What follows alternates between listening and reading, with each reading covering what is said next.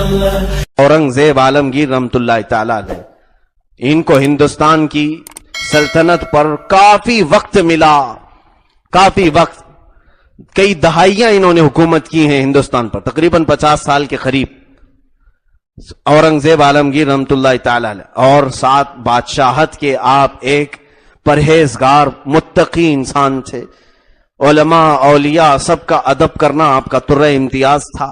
यह और बात है कि आज तारीख उनको तोड़ मरोड़ कर पेश करने की कोशिश कर रही है।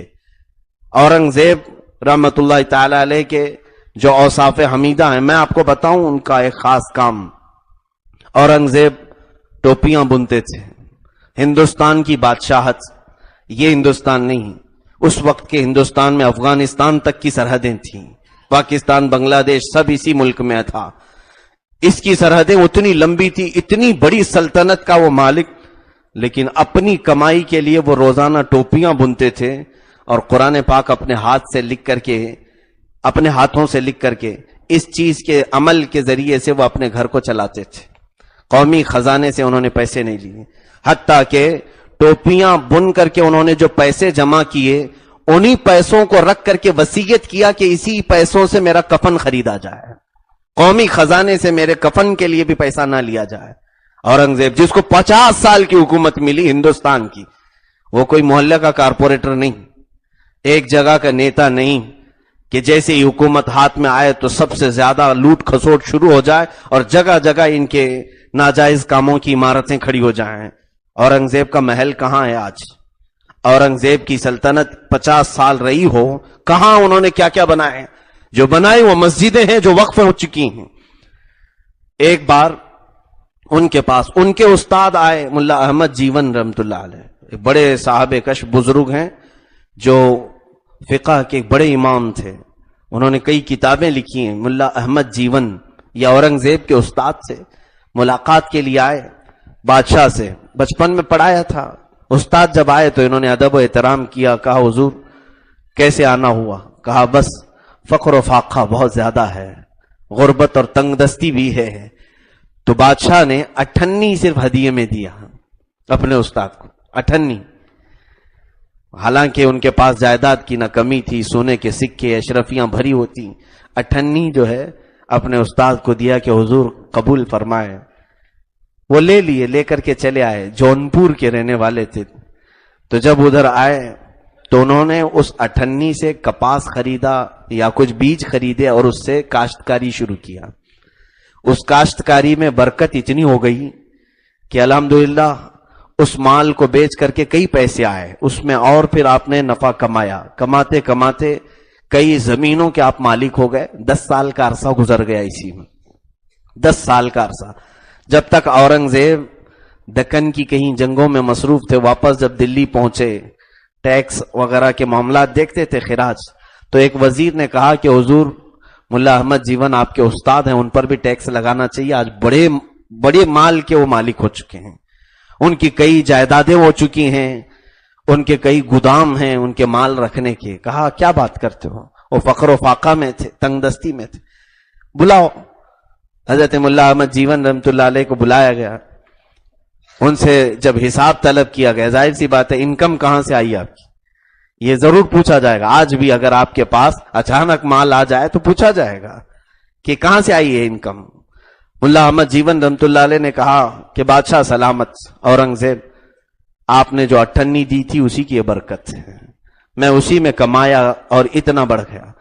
औरंगजेब रहमतुल्लाह अलैह फरमाते हैं कि ठीक है आप बैठे, तशरीफ रखें, और अपने एक सिपाही से कहा फला दिल्ली में एक चौराहे पर एक बनिया रहता है, एक बनिया रहता है, उस बनिया को लेके आओ, उसका हिसाब मुझे लेना है।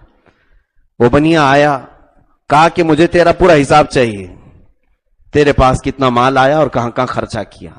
औरंगजेब बहुत सख्ती के साथ इंसाफ भी करते थे और अदल कायम करने में आपकी मिसाल नहीं थी, सब डरे हुए भी रहते थे। उसने अपनी जो जो बुक थी, चौपड़ियां थी, वो लाया और पेश किया हिसाब, कहा कि बादशाह सलामत ये सारा मेरे पास इनकम है इतना, और ये एक्सपेंस है, कहां कहां मैंने खर्चा किया।